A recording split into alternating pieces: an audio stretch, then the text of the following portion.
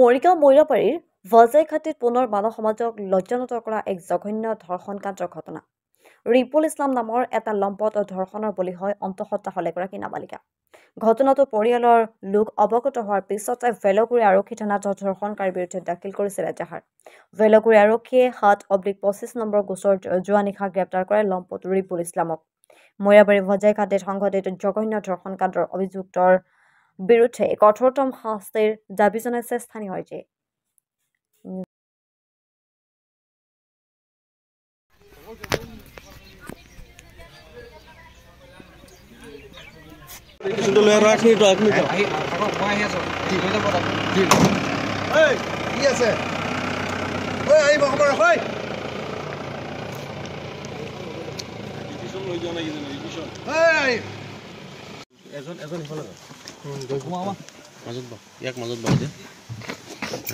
দৰজাটো মাৰি হ'ল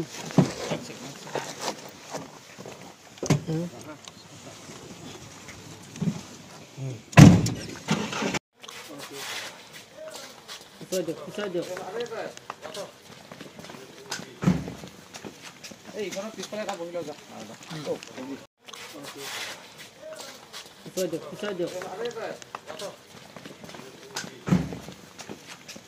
পিছফালে এটা বহি লৈ যা